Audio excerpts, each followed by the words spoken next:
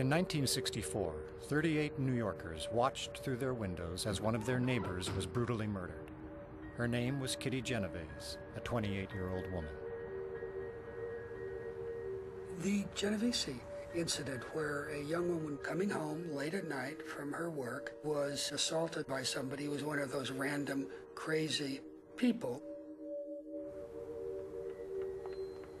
Kitty was running up the block, and Winston Moseley ran after her until she reached the midpoint of the block, almost directly under this street light.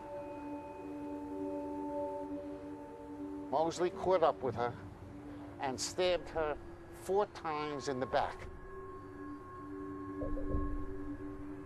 Her screams were loud, unmistakable, and reverberated throughout the entire area. Lights went on in the windows around the courtyard, so we know that people were seeing this.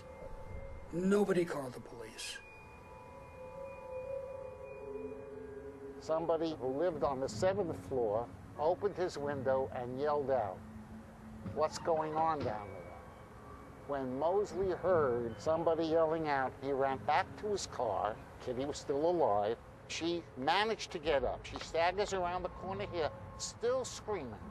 People in that building heard her as well, and she collapses inside this hallway. There's one apartment above there. It was occupied by Carl Ross. Carl opened his door at the time that Moseley returns, and he saw the second attack taking place. And he did nothing. After stabbing Kitty another 8 times in this very hallway, the killer ran away, leaving Kitty to bleed to death. Eventually, a neighbor called the police, but it was too late. Kitty died before the ambulance could get her to the hospital. That shocked the city. Now, it's not that a person got murdered that shocked the city. That happens, sadly. It's that a person got murdered and her neighbors watched and nobody did anything. Bibb Latney and I, we read about the murder, as did everybody else. Here we were 2 young social psychologists starting our research careers. We knew about Stanley Milgram's set of experiments on obedience to authority. And we started to think about, in an offhand way, what could have produced the Genovese effect. Perhaps Kitty Genovese might have been alive today if fewer people had seen her. There were perhaps 38 people who could have responded, but each were looking to see what these other people were doing.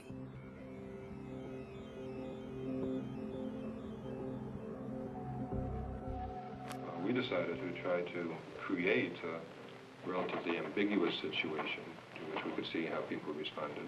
We thought that one kind of thing that comes up that's often hard to tell whether it's a real emergency or not has to do with fire.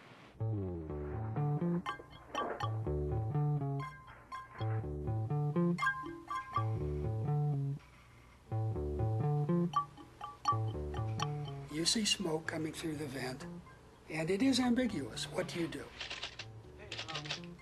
There's smoke coming out from under the door in that room where I was filling out the questionnaire. Almost everybody does that if they face the smoke alone. Now let's have you face the smoke with 2 strangers.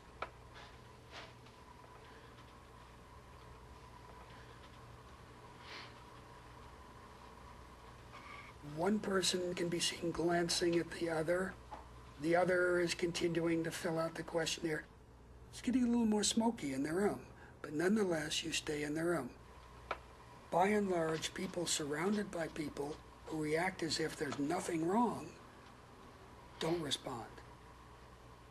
Everybody sees the other people not reacting, so they create a definition of the situation. No emergency. To test their theories about how groups and individuals respond differently to a crisis, Darley and Latney conducted a second experiment. This time, the emergency was clearly defined. First of all, I would like to thank the 2 of you for being here today to help out in this study. In this experiment, one student was asked to communicate via intercom with another student down the hall. Somebody, give me a little help here, because I'm having a problem. I've got one of these things coming on. What sounded like a real seizure in the subject's headphones was just a tape recording of an actor playing a role for the experiment. If somebody would give me a little help. Hello? Could somebody help?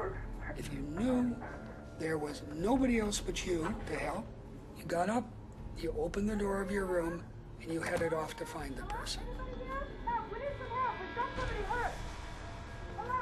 On the other hand, if there were 3 or 4 other people present who you heard, I would like to thank the 3 of you for being here today to help us with the study. We are interested in learning. you are much less likely to respond yourself.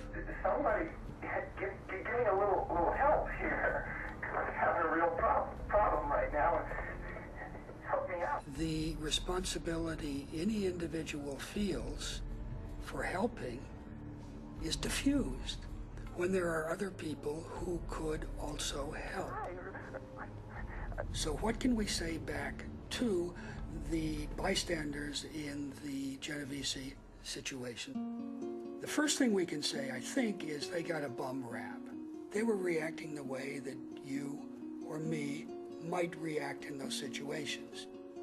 There have been many incidents like the Genovese incident since then, and there have been many incidents in which people who could help don't help.